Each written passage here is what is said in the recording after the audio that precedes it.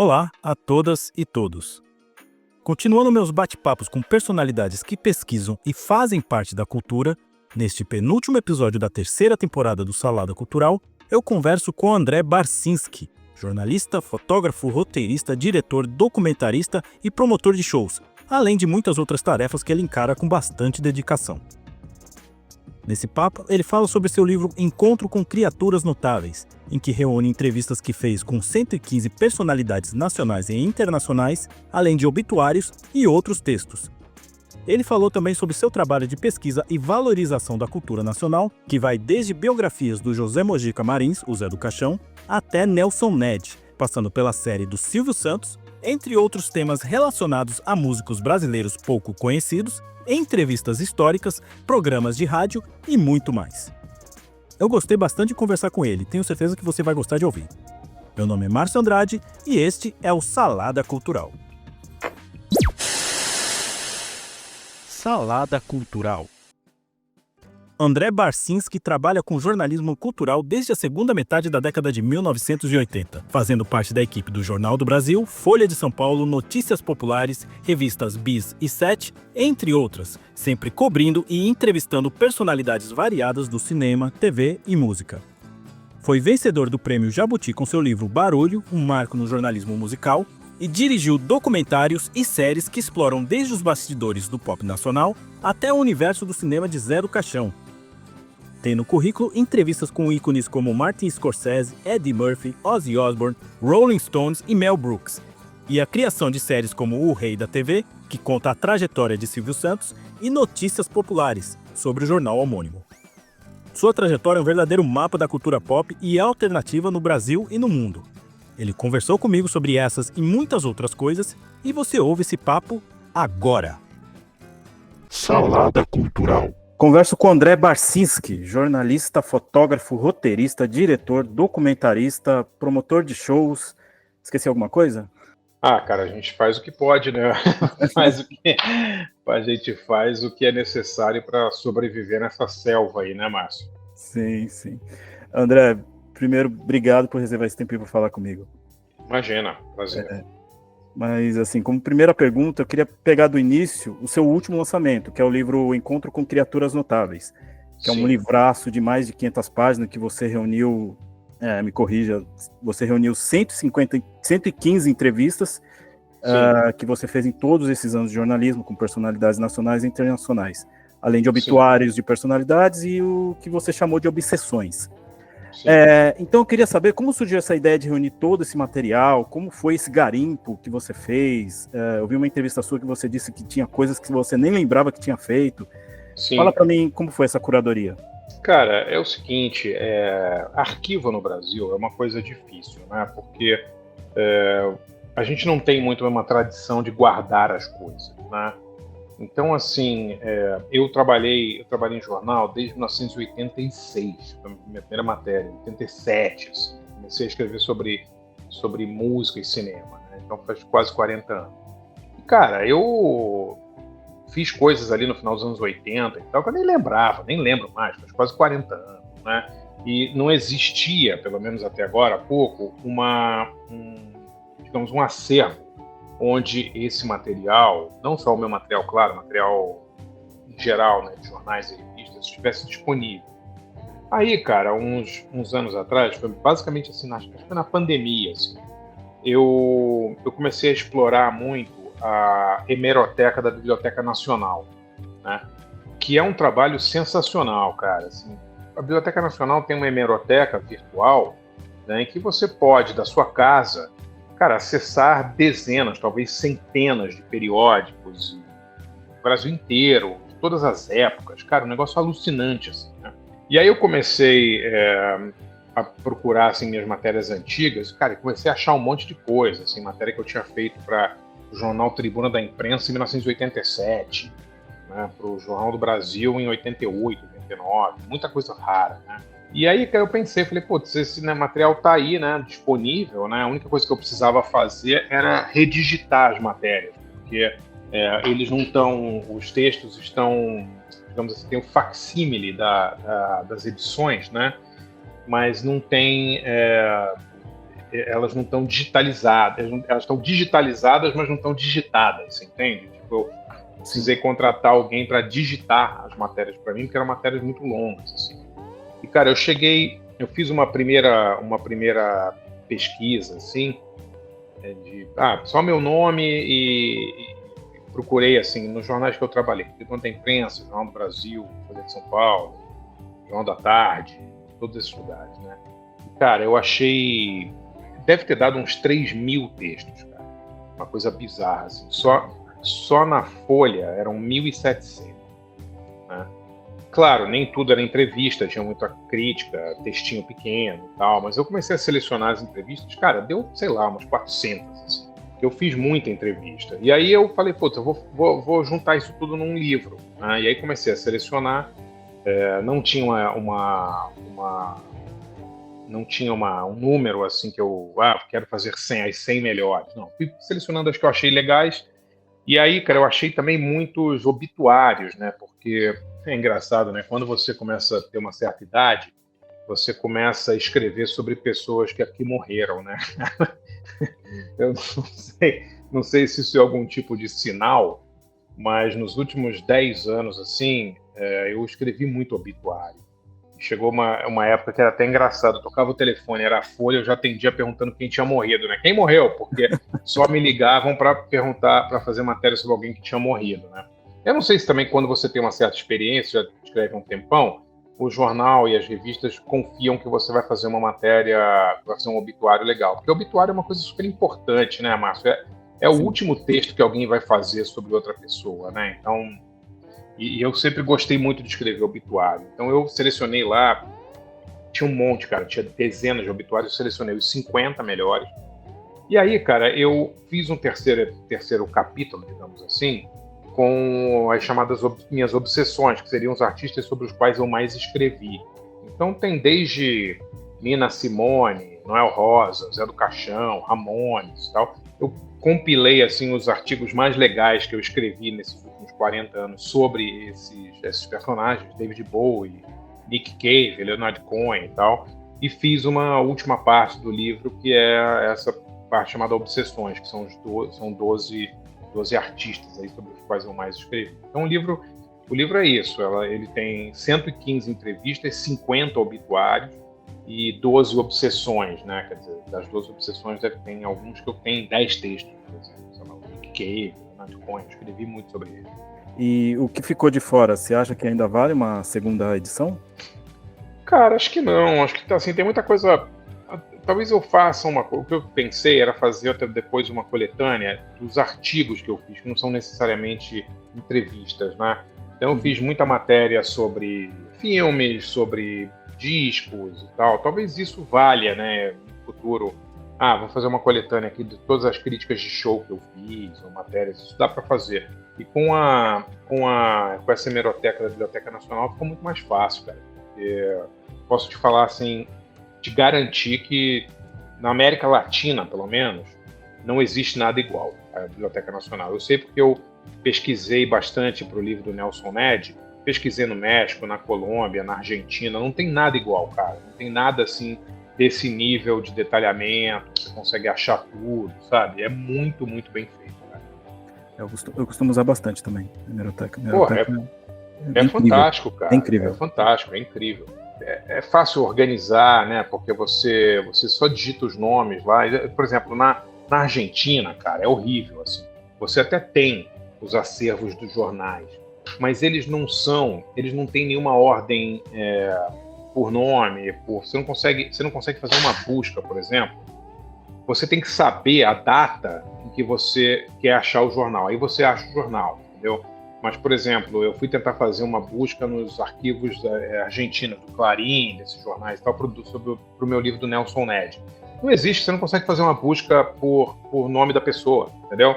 Você não tem uma busca assim, Nelson Ned. Você tem que saber mais ou menos quando o Nelson Ned estava na Argentina e procurar página a página. Cara. Um troço enlouquecedor, sabe? É enlouquecedor. É muito louco isso mesmo. E o Brasil tem um negócio, fantástico aí, sabe? Que pouca gente ainda acessa, né? Que eu espero que mais gente acesse, porque é muito legal. comparativamente como era antes na Biblioteca Nacional, que você tinha que ir até a Biblioteca Nacional. Sim, sim. É um progresso muito grande. Sem dúvida, sem dúvida. Agora, lembrando um pouco dessas entrevistas internacionais, você lembra qual foi a sua primeira entrevista internacional? Lembro, tá no livro. A primeira pessoa que eu entrevistei, que era estrangeira, foi o Robert Wise. O Robert Wise era um cara super importante, ele é um grande cineasta, né? Ele fez West Side Story, fez grandes filmes e tal. E ele montou Cidadão Kane, só isso, né? Ele era um montador de Cidadão Kane. E ele estava no Brasil porque ele era presidente da Academia de Hollywood, isso foi em 1987. E eu fiz uma entrevista com o Robert Wise junto com a Ivana Bentes e o Davi França Mendes, que eram dois grandes críticos de cinema do Rio e tal. E a gente escrevia para um jornal do Cineclube Estação Botafogo chamado Tabu. E foi minha primeira matéria publicada. E é engraçado que eu não recebi crédito nessa matéria. Eu fui lá de bicão. Eu sabia que eles iam entrevistar o Robert Wise, eu pedi para ir junto. Eles fizeram a matéria, não eu. Mas eu estava lá e eu tenho essa matéria guardada. Então, foi a minha primeira matéria, foi no começo de 87. Matéria internacional, né? Eu já tinha escrito em jornais antes. E já com entrevistado nesse calibre, começou bem. Cara, o Robert Wise era foda, o cara tinha trabalhado com Orson Welles, ele, sabe, montou um monte de filme fodão, ele fez West Side Story, ele fez A Noviça Rebelde, ele fez, um monte de filme foda, da Haunting. Tem muitos filmes sensacionais. Então foi ótimo falar com o Robert Wise. Assim. E era uma época, é muito engraçado, né? Os anos 80, eu acho, foram a última época, até o começo dos anos 90, eu diria, né? Que a gente conseguia entrevistar pessoas que eram remanescentes da época de ouro de Hollywood. Né? Por que eu digo isso? Porque depois, nos anos 2000, já estavam todas mortas. Né? Mas até assim, os anos 90, eu entrevistei cara que trabalhou com Hitchcock, eu entrevistei o Rod Steiger, que trabalhou com Deus e o Mundo. Entrevistei o John Frankenheimer, que fez Operação França 2, que trabalhou em 1 milhão de filmes. Entrevistei gente que trabalhou com John Ford, que atuou com John Ford. Né? Quer dizer, entrevistei a Sofia Loren, Marcelo Mastroianni. Quer dizer, todas essas pessoas que vinham do cinema dos anos 50 e 60. Né? Então, claro que depois, lá já para os anos 2000, essa galera foi rareando. Então, assim, se você é um jornalista cultural hoje, você não consegue entrevistar mais ninguém que participou daquela grande fase de Hollywood, né? A galera da nova Hollywood, que surge ali no final dos anos 60, já está morrendo também, né? O Coppola, o Scorsese, eles já estão todos com 80 e poucos, né? Então eu dei muita sorte, cara, porque eu entrevistei um monte de gente, o Walter Hill, muita gente, assim, que vinha do cinema dos anos 50, 60. O Walter Hill é um pouco mais novo, mas... sabe? Muita gente que tinha feito clássicos do cinema ou trabalhado em clássicos do cinema. Então, isso foi muito legal. E o curioso de algumas entrevistas que você fez foi você ter tirado algumas informações que hoje seria impossível você tirar de um artista. Né? Tipo? Como aquela que você citou sobre o Ed Murphy. Não. Cara, as entrevistas eram outra coisa, entendeu, Márcio? Não tem absolutamente nada a ver com isso. Hoje, entrevista é uma desculpa para o artista se vender e vender o livro dele, vender o que ele quiser.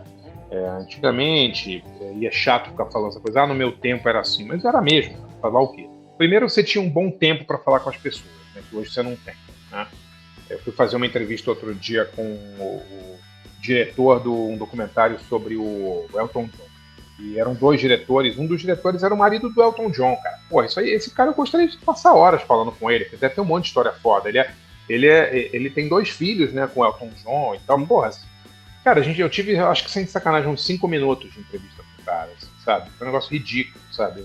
Eu não tô mais acostumado a fazer essas entrevistas tão curtas, então quando eles falaram que o tempo tinha acabado, eu achei que era brincadeira. Porque como assim acabou? Acabou de começar? Não, mas só tem 5 minutos. Eu falei, se soubesse que já era 5 minutos, não tinha nem feito a entrevista. Né? Então já começa aí. Hoje em dia você tem um tempo muito menor para estar ao lado das pessoas, né? E depois, cara, os astros têm eles têm tanto alcance com as redes sociais deles, que eles não estão nem aí, cara, se você... sabe? Muitos deles nem querem dar entrevista. Hoje virou uma coisa super... ficou uma coisa super banal, assim, a coisa deles pautarem as entrevistas, sabe? Um negócio absolutamente insuportável, cara. percebe-se muito com as entrevistas, as grandes entrevistas que acontecem quando eles divulgam algum lançamento, enfim. Sim, sim, sim. Exatamente. Fica uma coisa totalmente comercial, sabe? Totalmente Sem naturalidade. sem naturalidade. Cara, aí uma coisa que você não tem mais o espírito jornalístico, assim, sabe? É uma coisa puramente comercial e puramente de divulgação do que o artista quer que seja divulgado, entendeu? Agora, saindo um pouquinho, agora voltando mais um pouco, mas ainda no tema internacional, você foi correspondente do Jornal do Brasil no início da década de 90. Sim. Mas você já contou que não era todo esse glamour que se poderia pensar quando falam correspondente internacional. Tanto que você enquanto não estava fazendo matérias para o Jornal do Brasil, você trabalhava em uma banca de jornal em Los Angeles, para ter uma renda adicional. Me fala um pouco desses desafios que você enfrentou como correspondente. Cara, as pessoas falam, correspondente internacional, entendeu? Tipo, o Jornal do Brasil tinha um monte de correspondente internacional. Era uma pessoa que ganhava pelo número de matérias que eu fazia, não tinha um salário, nada, então eu tinha que me virar lá. E, cara, era outra época, tipo, meu primeiro pagamento para chegar lá demorou pra caramba, tinha um trâmite de banco e tal. Cara, eu tinha que arrumar outros empregos também para me virar, entendeu? Então eu fui trabalhar numa banca, e foi uma experiência legal. Eu acordava 4 horas da manhã, abria a banca, montava tudo lá.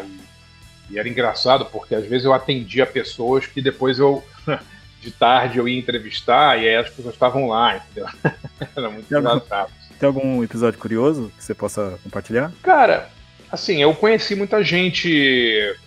Como era uma banca de jornal no meio da rua, e era em West Hollywood, era em West LA, ali era ao lado de uma loja de vídeo muito conhecida, assim, pela galera mais que curtia coisas mais alternativas. Então vivia aparecendo cineasta, diretor, ator lá. Eu conheci lá, por exemplo, o Craig Wasson, um ator de dublê de corpo do Brian De Palma. Ele era meu cliente lá, ia lá comprar revista de cinema, era muito engraçado. Assim.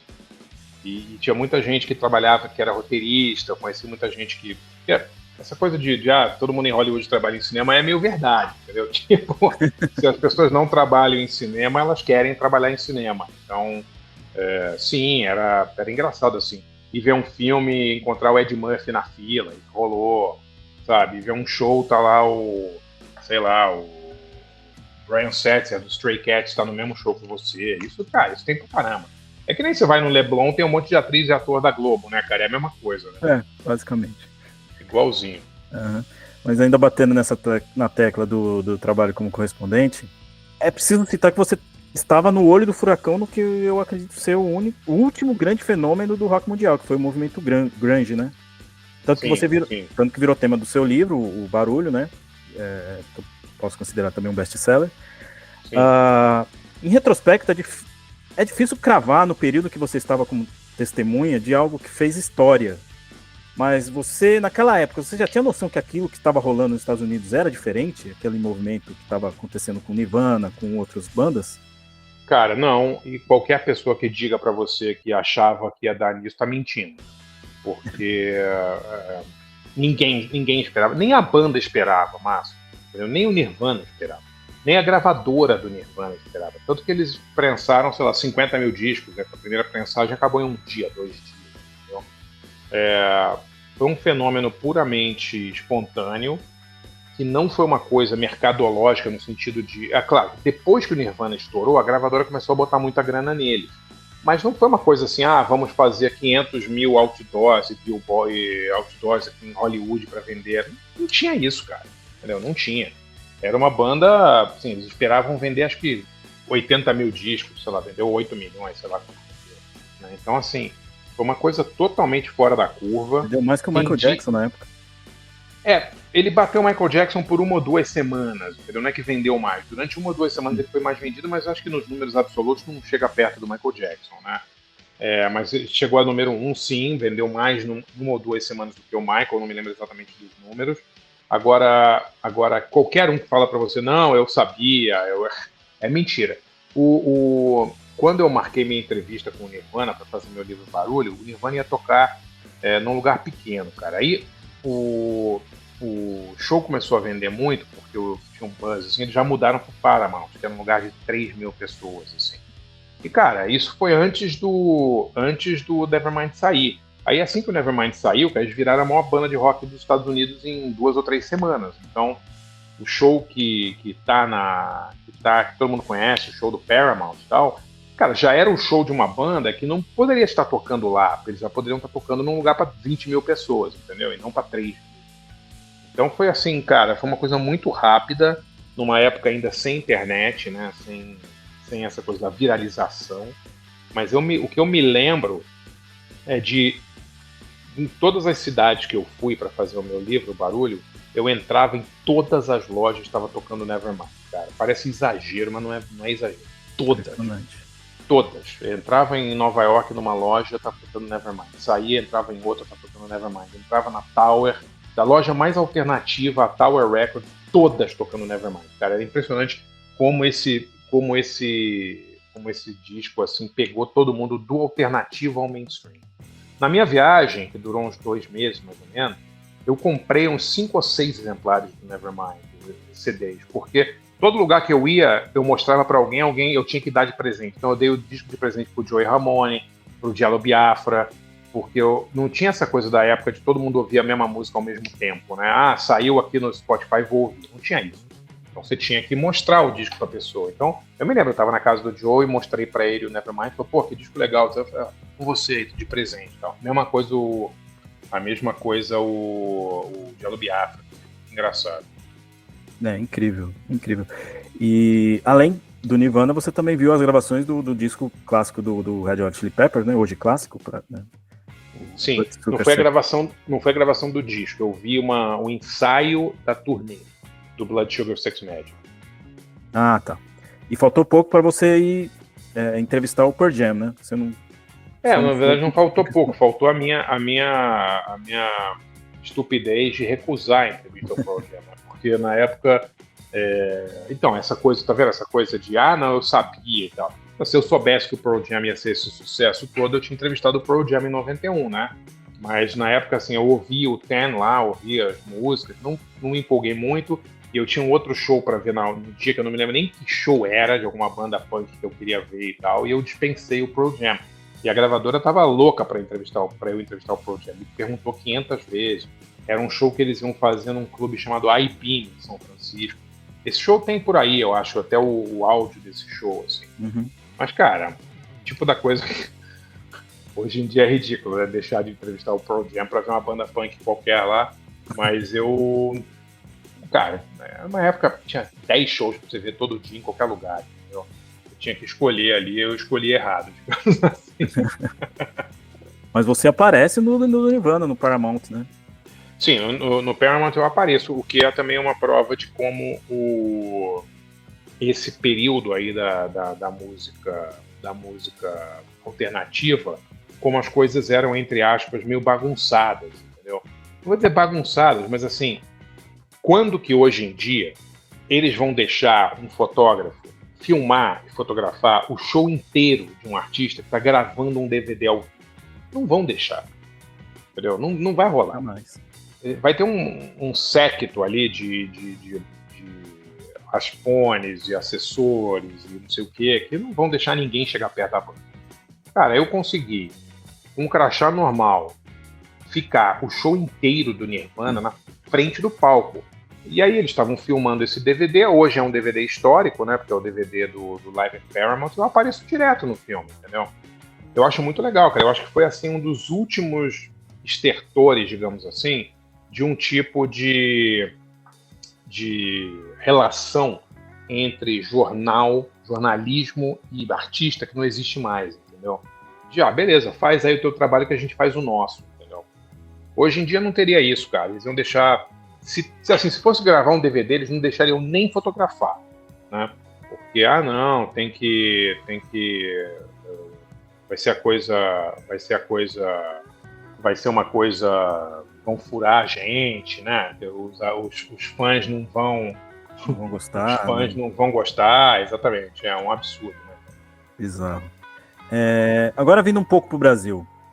eu tenho que citar aqui a sua dedicação em trazer à luz figuras que fazem parte da nossa cultura, mas são esquecidas pela nossa defasada memória nacional, né? Primeiro foi o José Mojica Marins, o Zé do Caixão, que você e o Ivan Finotti primeiro fizeram a biografia Maldito sobre ele, e depois vocês fizeram o documentário premiado, inclusive no Sundance, e até um pouco antes da morte dele você dirigiu o programa de entrevistas que, para mim, era muito engraçado. Era engraçadíssimo aquele programa. Me fala um pouco sobre sua relação com José Mojica e como uma figura tão importante do cinema não é dado o devido valor por aqui.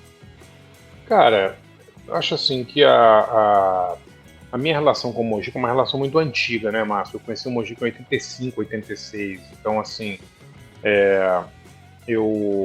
digamos assim, eu fui fã dele antes de ser amigo dele, né? Então, cara, eu sempre fui muito interessado por essas histórias de figuras que não, digamos, que não obtiveram o que eu acho que não obtiveram a devida do respeito, devida consideração, entendeu? Então, cara, assim, não teve nada de heróico, né? Isso não. Eu tava simplesmente fazendo coisas que eu achava que me daria um prazer de fazer, sabe? Eu acho que, em primeiro lugar, assim, eu nunca vou fazer um trabalho sobre alguém que eu não admiro, ou que eu, sabe, uma coisa assim, vou fazer um trabalho de encomenda aqui sobre alguém e tal. Cara, não é a minha, cara, sabe? Eu realmente não curto esse tipo de coisa, sabe? E aí eu tenho esse lado de revelar essas histórias que eu acho que me fazem, que me fascinam, assim, né? A história do Nelson Ned, a história do Zé Mojica Marins. Cara, se outras pessoas gostam, legal, acho ótimo, entendeu? Mas eu não me vejo assim como, eu preciso tirar esse cara do ostracismo. Entendeu? Primeiro porque eles são artistas que fizeram um sucesso imenso, né, cara? Tipo, nos anos 60 o Mojica era famoso pra cacete, né? Então, tipo assim, era muito, muito conhecido. Então não tem essa de estou fazendo algo que ninguém, sabe, que ninguém fez antes, né? Eu faço em primeiro lugar para eu gostar, cara. Se eu gostar do negócio, eu vou atrás e tomara que as pessoas curtam também, entendeu? Que demais, que demais. Lançaram recentemente nos Estados Unidos uma caixa de Blu-ray dele, não foi? Sim, do Mojica lançaram. Sim. E vai ser exibido agora, nesse mês, estamos gravando em dezembro, né? Vai ser exibido agora no Instituto Moreira Salles umas obras restauradas dele. Você... Cara, essas obras restauradas são assim, é um trabalho de amor mesmo do Paulo Sacramento, né? Que é um cara que manja tudo de Mojica, conhece pra cacete do Mojica, e que se dedicou aí nos últimos, sei lá, quase 2 anos, né, a fazer um trabalho, cara, cabuloso, assim, de restauração dos filmes do Mojica. Uma coisa impressionante, assim, que rolou, cara. Então eu acho foda, assim, acho o trabalho, eu não tenho nada a ver com a restauração, mas eu torci muito para essa restauração dar certo, entendeu? Porque merece, né? Merece, cara. Mojica, a gente precisa disso aí, né, cara? Sim. Você falou sobre o Nelson Ned, eu queria pegar também essa parte antes desse último livro aqui, Encontro com Criaturas Notáveis, você fez a biografia do Nelson Ned. Sim. Mas dele eu queria pegar outro ponto. Você fez um retrato sem minhas palavras, muito sincero, e teve todo o apoio da família dele, o que é quase impossível, visto que aqui no Brasil querem endeusar todas as figuras públicas. Sim. E aqueles que querem fazer biografias não autorizadas podem receber diversas retaliações, como o Paulo Sérgio de Araújo com o Roberto Carlos e o Rui Castro, que foi processado pela família do Garrincha quando ele lançou a biografia do ex-jogador. Me fala como foi a aproximação, primeiro com o Nelson Ned e depois com a família dele após a morte do cantor. Cara, eu fiz a última entrevista da vida do Nelson. Eu fiz uma entrevista com ele em 2012, quando ele já estava muito doente. E aí, quando ele morre, em janeiro de 2014, eu publiquei na Folha um obituário do Nelson, né? E aí eu acho que a família do Nelson viu isso e curtiu pra caramba, entendeu? Então eu acho que isso foi o que me assim, digamos, permitiu que que eu me aproximasse da família. Porque toda vez, depois que eu externei para a família meu desejo de fazer uma biografia deles, eles me abriram as portas totalmente, cara, sabe? Me cederam fotos, todos foram entrevistados. Foi uma coisa muito comovente, assim. Eu acho que eles perceberam que eu tratei ele com consideração, que eu não fui inventando história, que ia ser um trabalho revelador e doloroso para a família, porque a vida do Nelson é cheia de tragédias, né, cara? Também é cheia de triunfos, mas é cheia de tragédias. Então, mas eles sabiam que eu não ia desrespeitar a memória dele, mentindo, falando coisas que não eram verdade, e também não ia ficar dourando a pílula, né? Porque isso é a coisa mais chata do mundo, né? Você vê um trabalho que, é um trabalho de chapa branca, que todo mundo só fala bem da pessoa, que parece que a pessoa veio ao mundo e é um santo imaculado, né, cara? Que ninguém, Faltando andar sobre as águas.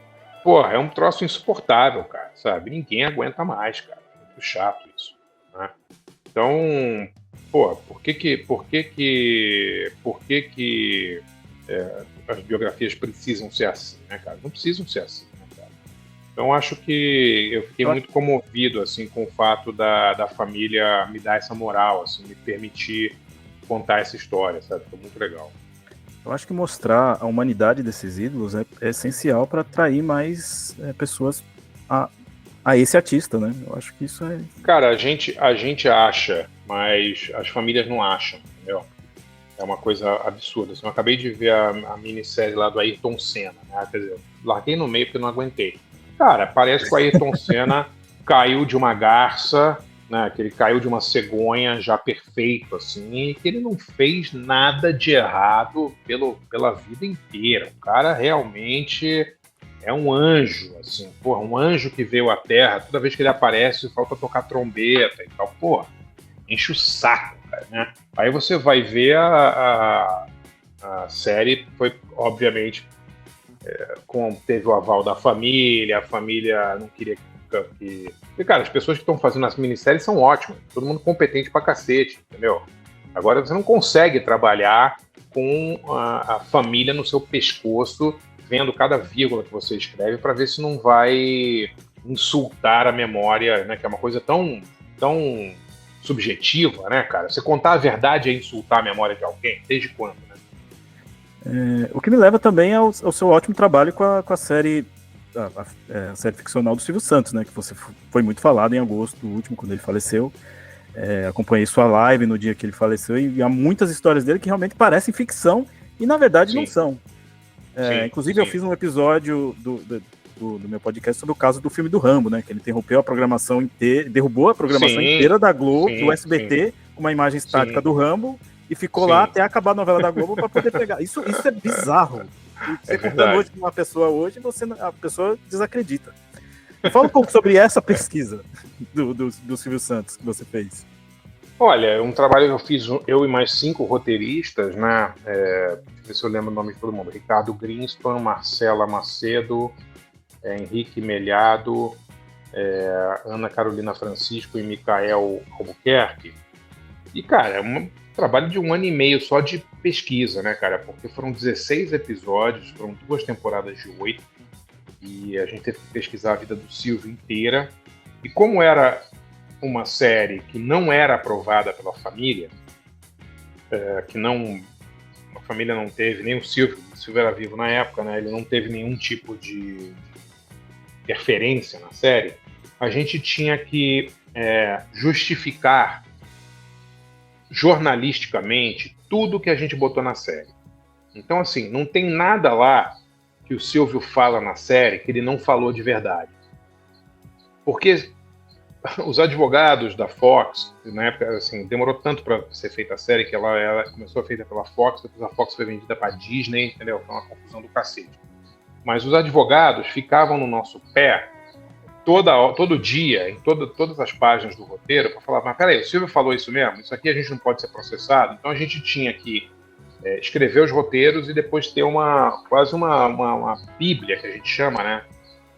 Com cena por cena, a justificativa de todas as cenas, né? Os links das matérias de jornal onde o Silvio falou tal coisa. Então, O Silvio falou que ele era um office boy do governo? Falou, tá aqui, ó, a página tal, da biografia tal, do livro.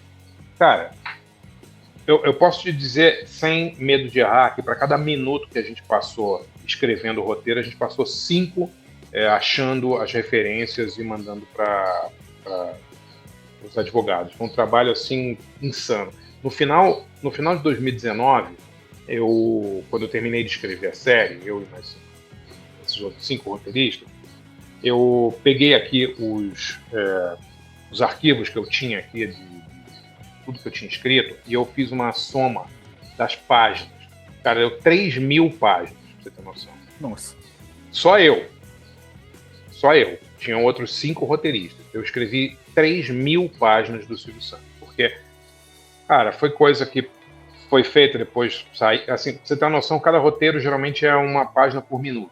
Então, se você tem 16 episódios de 50 minutos, você vai ter 800 páginas. Eu sozinho escrevi 3.000, cerca de 3.000.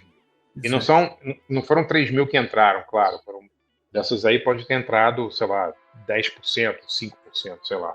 Mas foi um trabalho. Eu tive um problema na coluna, cara.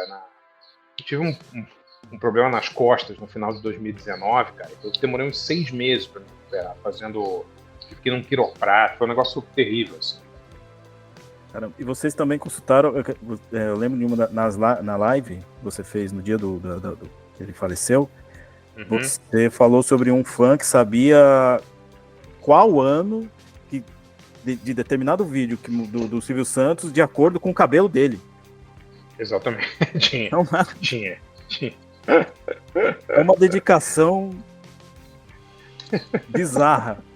Sim. Tinha fã que sabia pela foto do visual do Silvio, o cabelo e a roupa.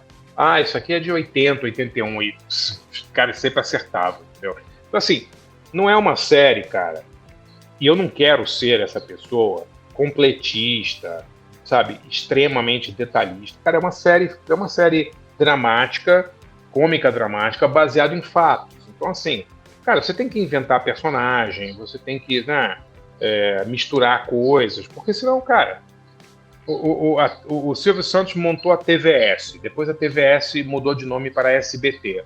Você quer realmente gastar 20 minutos do seu tempo de tela explicando que a TVS virou SBT? Cara, isso vai ser o episódio mais chato da história da televisão mundial. Então tudo já era o SBT desde o início, entendeu? Aí tem sempre um mala que fala, se eles não sabiam que era TVS, claro que foi TVS. Lógico que a gente sabia que era TVS que virou SBT. Agora, não é um documentário sobre o Silvio Santos, né? Não é uma biografia do Silvio Santos. É uma série que é para ser divertida, para as pessoas verem em casa, se divertirem e tal. Você não quer ser professoral, didático, né? Ficar enchendo o saco da plateia com detalhes que só vão dificultar a narrativa, né, cara? Só vão atravancar o que as pessoas querem ver. As pessoas querem ver o Silvio, querem ver o Pedro de Lara, querem ver o Gugu, querem ver as histórias, né? Querem se divertir e tal. Não quer, olha, isso aqui faltou, tá errado por 5 dias, não foi em janeiro, foi em dezembro. Muito chato, cara. Além desses exemplos de memória nacional, você também dirigiu e pesquisou sobre exemplos da música brasileira com a história secreta do pop brasileiro e a do Sullivan e Massadas. Sim. O do Sullivan e Massadas, acredito ter sido mais fácil, porque mais fácil, entre aspas, né? De abordar a carreira deles, né? Porque tá aí pra todo mundo ver. Mas no caso do pop, da história secreta do pop brasileiro, ela é realmente quase secreta mesmo, né? Porque começou com o seu livro Pavões Misteriosos, e continuou no documentário. Sim. Eu acredito que deve ter sido mais difícil pra você, né?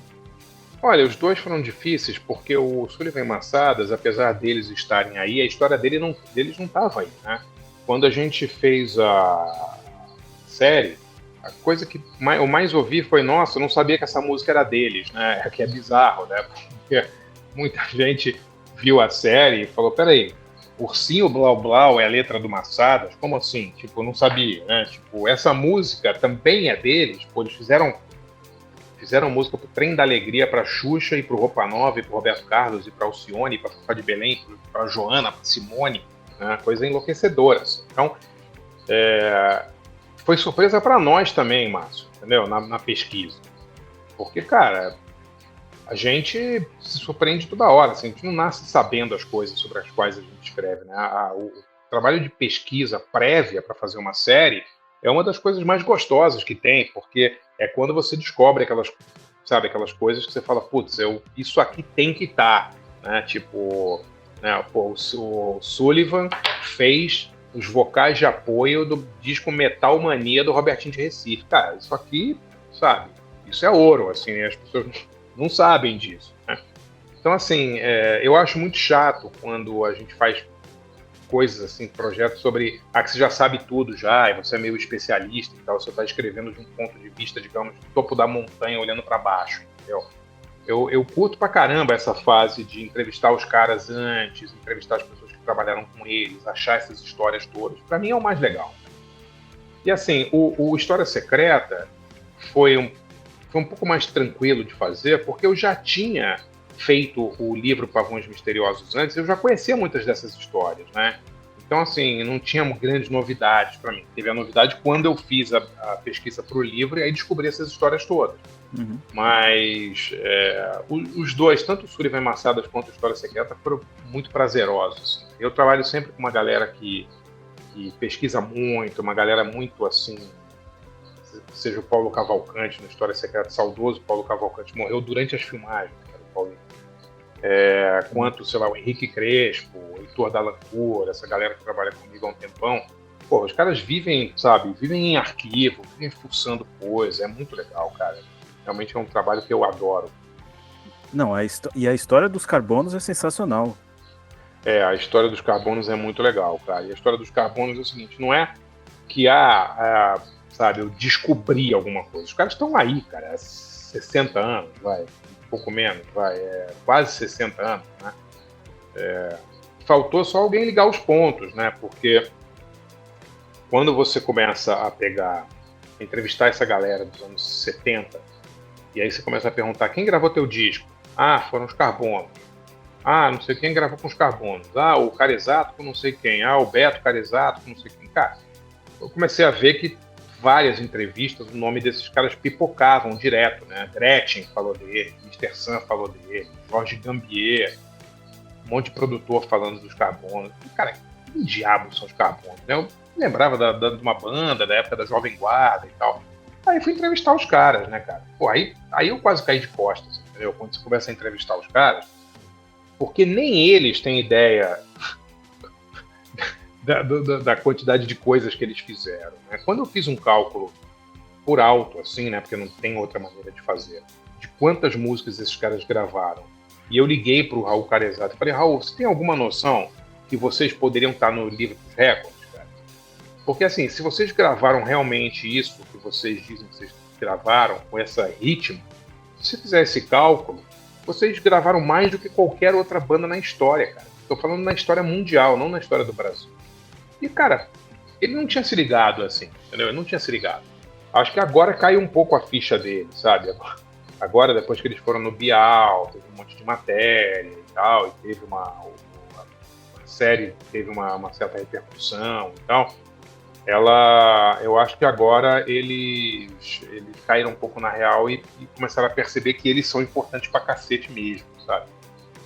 São sim. E se eles soubessem, assim, se a indústria fonográfica brasileira fosse justa, eles estariam milionários hoje, com direito autoral, cara, não direito autoral, mas direito de...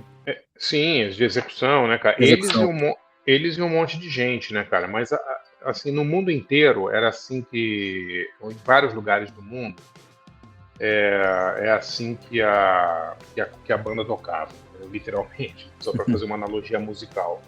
Os músicos de estúdio recebiam por hora de estúdio, né? Eles não recebiam crédito nos discos, muitas vezes, eles não tinham direitos conexos, que se chama, né? Uhum. Então, assim, não foram só eles, cara. No História Secreta, eu entrevistei lá o Dudu França. O Dudu França gravou centenas de discos como vocal de apoio, como músico de apoio, né? As Harmony Cats gravaram centenas de discos, né? Gravaram um disco do Raul Seixas, do Tim Maia, né? E, cara, essa galera estava acostumada a não... Para eles, cara, pensa bem, cara. Você tá gravando um disco lá com o Ângelo Márcio, né? Domingo Feliz. Né? Você vai achar que essa música vai se tornar um sucesso a ponto de ser 45 anos depois da música a gente tá ouvindo ela no rádio ainda? Nunca. Né? Jamais. Aí você vai preferir ganhar uma grana por gravar a música ou ter um percentual sobre direitos, que você não sabe nem se... Sabe? Uhum. Claro, eles poderiam ter os dois, eles poderiam receber isso e ter os direitos, mas não era assim que a coisa funcionava. Você não consegue você não tem nem créditos nos discos suficiente para saber quem gravou o quê. A maioria das gravadoras já jogou fora umas fichas que eles tinham nas gravações, que tinham a ficha técnica do disco todo. Então, para eu, por exemplo, descobrir que os Carbonos gravaram música X ou música Y, eu tinha que literalmente levar o disco lá para eles e ouvir junto com eles, para eles ficarem discutindo se eram eles ou não.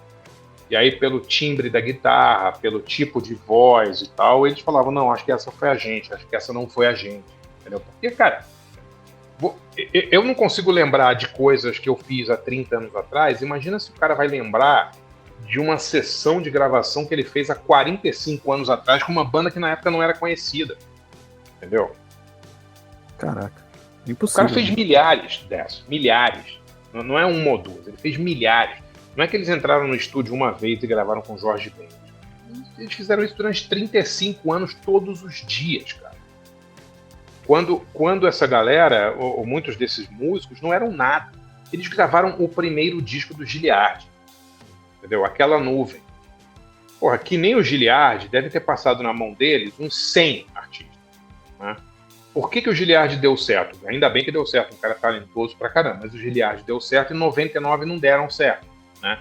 O Carbono está lá, dos outros 99 que não deram certo também. Né?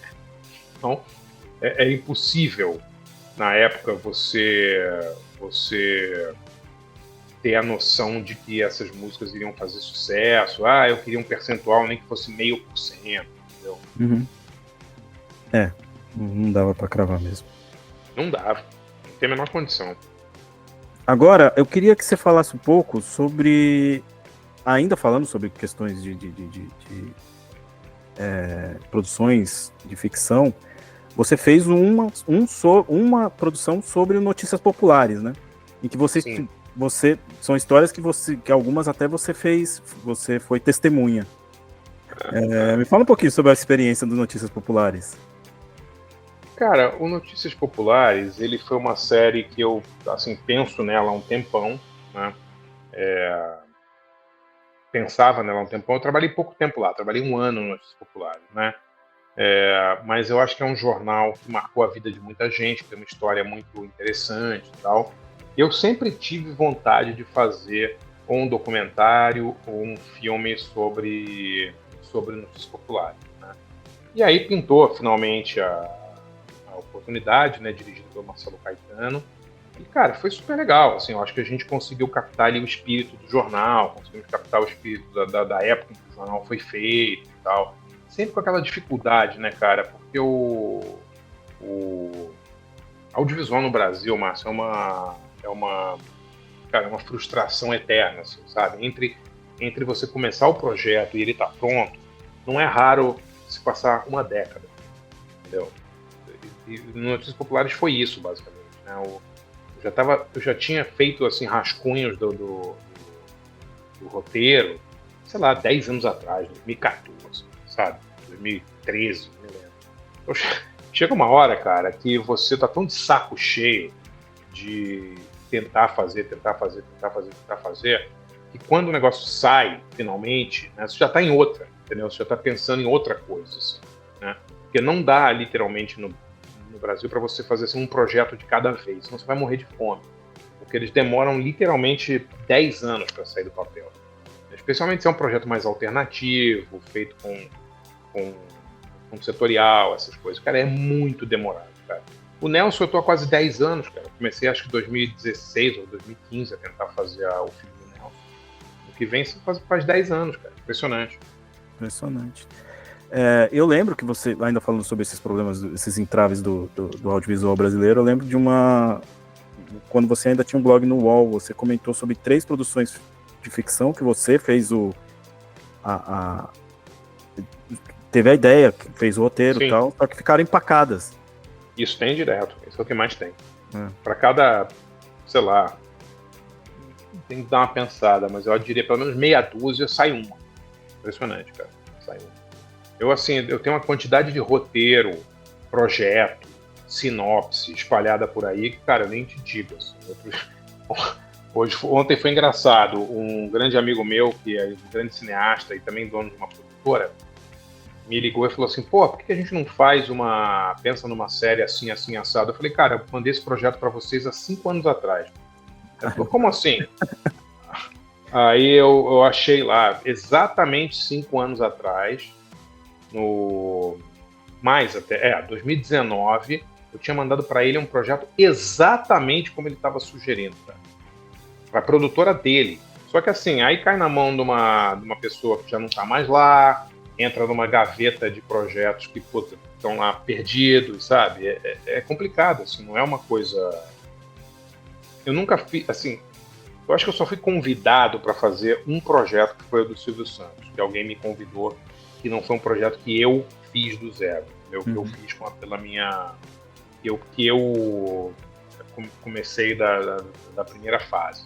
Então, eu estou acostumado com esse tipo de coisa, cara. Os projetos são, sei lá, agora eu estou fazendo, por exemplo, se tudo der certo, no ano que vem, a gente vai filmar a 2ª temporada do História Secreta. Cara, a primeira temporada do História Secreta. Ah, que demais. 2019, cara. Entendeu? Então, assim, são 6 anos de uma temporada para outra, cara. Agora, como pode uma série que foi bem, passou no Prime, passou em um monte de lugares, está no Canal Brasil, demorar 6 anos para você fazer a 2ª temporada, cara? É muito bizarro. tempo, né, cara? É muito tempo, né? Séries norte-americanas demoram um pouco de tempo, né? Por conta dos efeitos especiais. No caso do Brasil é por conta de recursos mesmo. O Brasil não tem essa coisa de que a gente achou que... Primeiro assim, cara, não tem uma regulação de streaming, né, cara? Tipo, o Brasil é o único país do mundo onde as plataformas estrangeiras podem fazer o que elas quiserem e não pagam os impostos que deveriam, né? Todo país do mundo, a grana que entra de Netflix, Prime, HBO e tal, vai para o mercado interno, né? Para produções internas. No Brasil isso não rola. Então é muito difícil, cara. Muito difícil. Ontem eu li que a minissérie do Senna, que tem 6 episódios, custou 250 milhões de reais, e isso equivale a 25% do total de investimento da Netflix em 2 anos no país, cara. Como é que pode? Como é que pode uma minissérie de 6 episódios custar 25% do orçamento da maior plataforma do mundo em 2 anos no Brasil? É muita coisa, cara. Percentualmente é muita coisa. Significa que em 2023 e 2024, 50% do orçamento de cada ano foi para um produto só, que tem 6 episódios, cara. É muito pouco, cara. Muito pouco. Isso aí poderia ter sido pulverizado em 10 projetos muito legais, entendeu?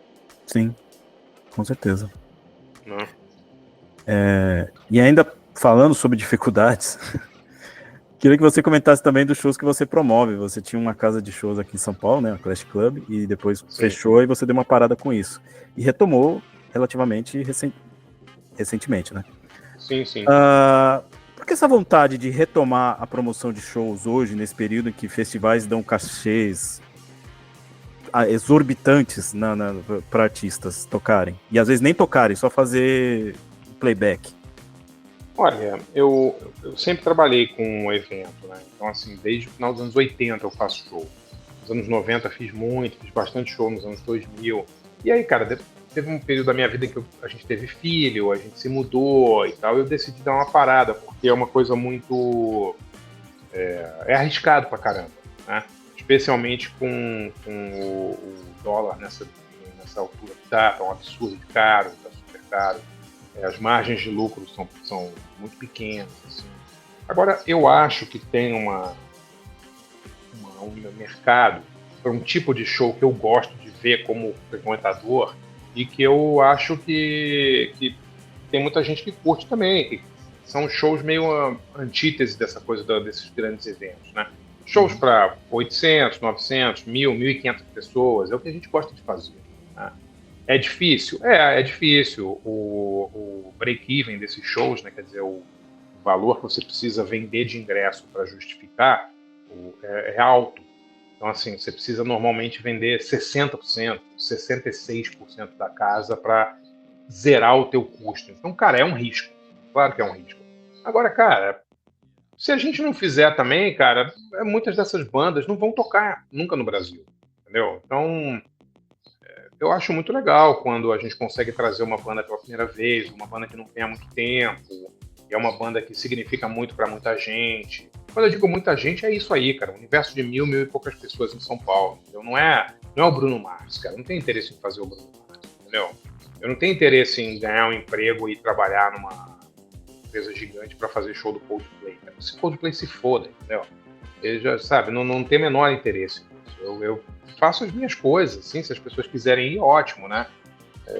Mas não tenho vontade, assim, de puta, vou vender minha empresa para uma fortuna e vamos fazer shows maiores e tal. Cara, não é muito a minha, entendeu? Realmente não é, cara. Eu não tenho saco para isso. E eu acho que os shows que a gente faz, a gente gosta das bandas como artistas e como pessoas também. São pessoas legais, geralmente são amigos nossos, são bandas que você gostaria de sair para tomar ficar conversando com os caras, entendeu? Então, eu acho que existe ainda um mercado de uma galera que está de saco cheio desses grandes eventos aí, que não aguenta mais e que prefere ir num show com 800 a até 1.200 pessoas, basicamente. E eu agradeço. Cara, eu não tenho saco mais, entendeu?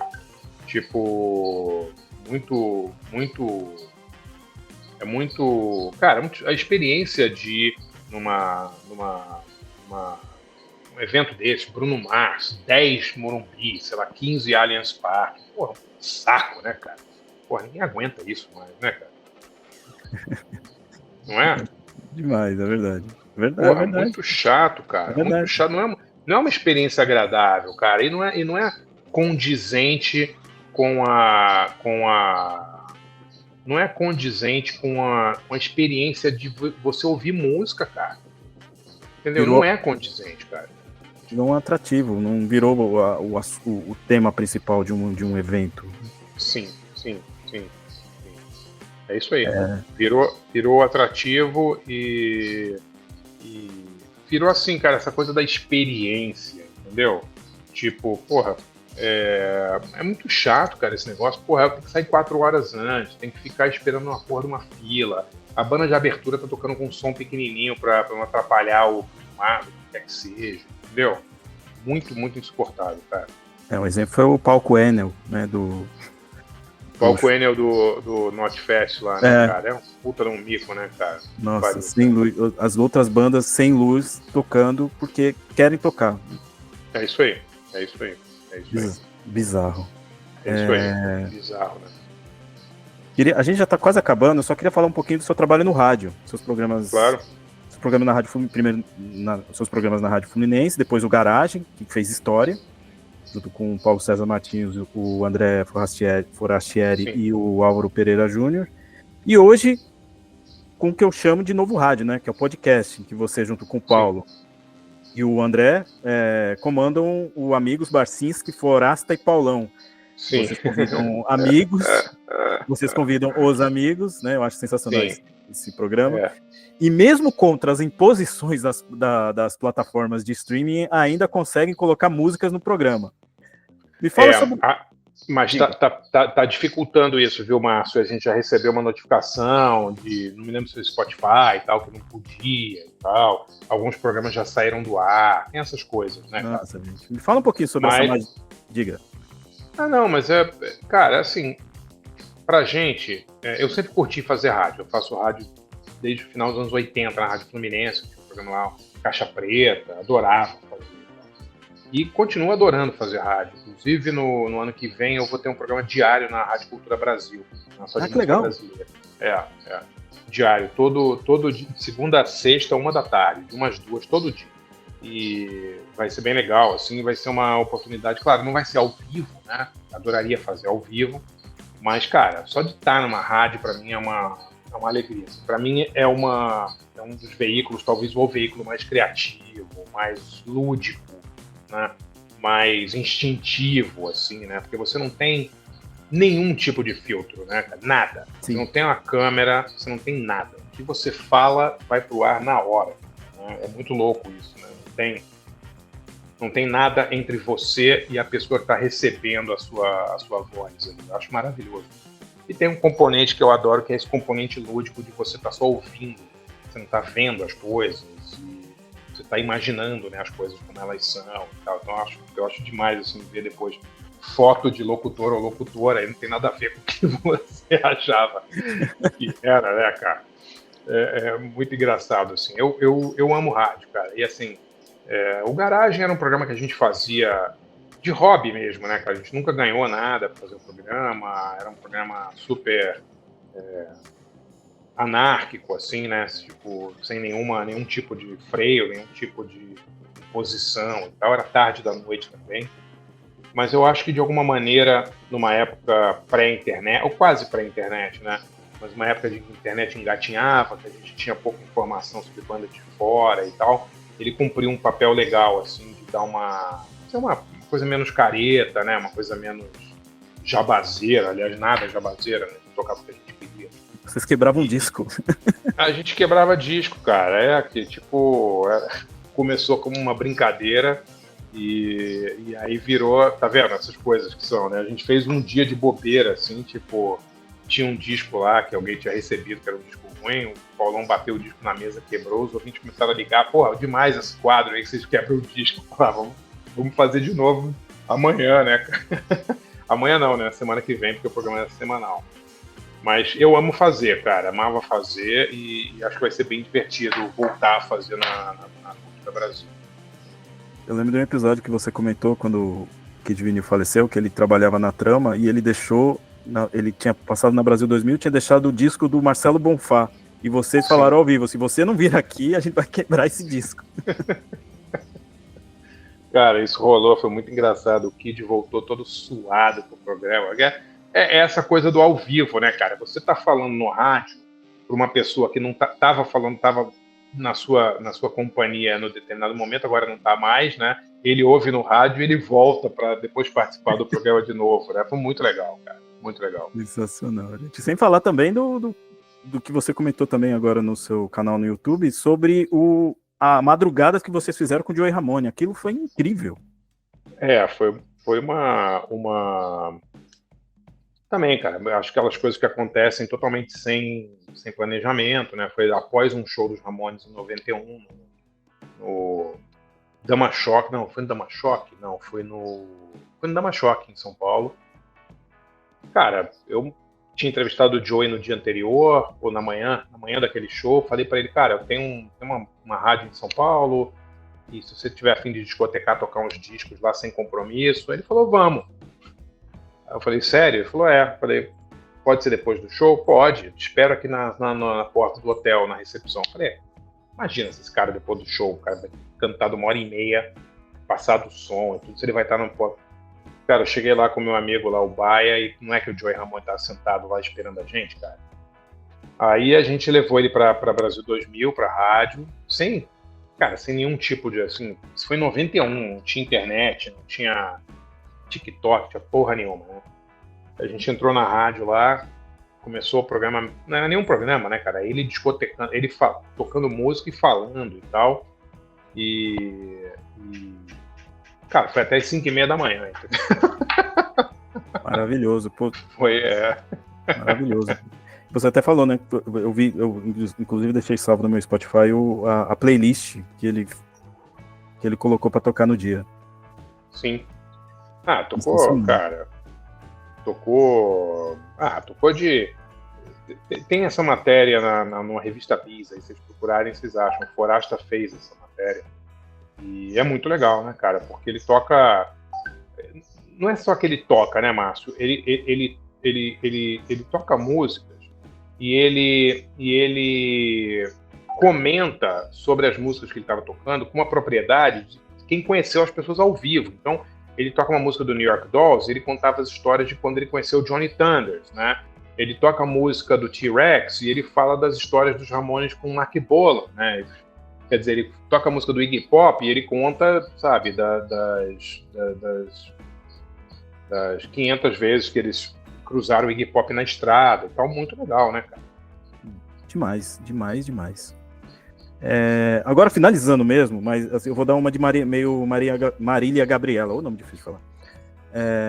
Pedindo indicações para você. Eu vou falando indicação do case, vai o que você tiver na cabeça.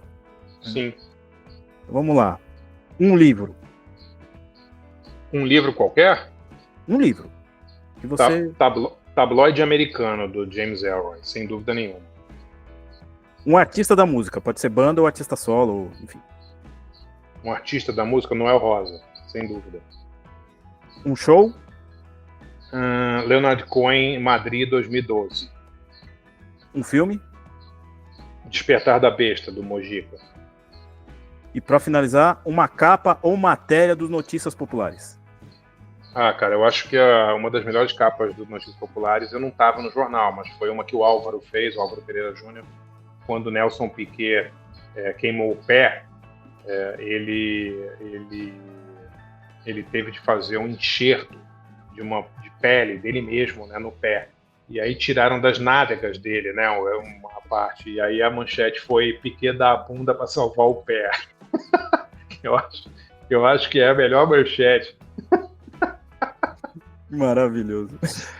Muito bom, cara. Essa é a melhor manchete que já foi feita. Eu não tava mais, foi depois do meu tempo lá, mas ficou na minha cabeça isso aí. Tem a só falando rapidinho, tem a do bombardeio no Kuwait, que eles precisavam, tinha duas linhas. Quem tem Kuwait tem medo, né? Quem tem Kuwait tem medo. Maravilhoso. Muito bom, muito bom.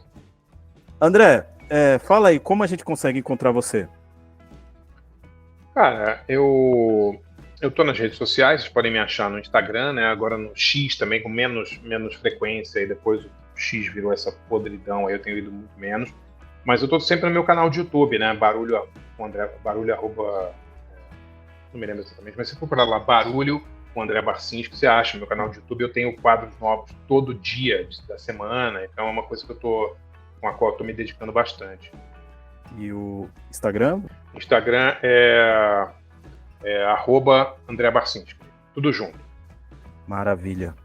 André, eu só tenho a agradecer esse tempinho que você reservou para falar comigo. Muito obrigado. Imagina, Márcio. Imagina, eu que agradeço. Me dá um toque aí quando estiver no ar, foi um prazer.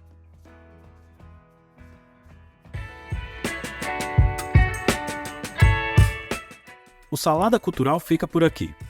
Este programa tem pesquisa, roteiro, produção, edição e apresentação deste que vos fala, Márcio Andrade. Pode me chamar no Instagram, no @MárcioAND, para falar sobre os episódios, dar sugestões ou apontar correções. Quer participar do financiamento coletivo do podcast? Então acesse catarse.me/Salada Cultural. O valor é simbólico, tem recompensa dependendo da faixa de contribuição e eu fico muito feliz por essa maneira de dizer que gosta do meu trabalho. Muito obrigado e até o próximo episódio.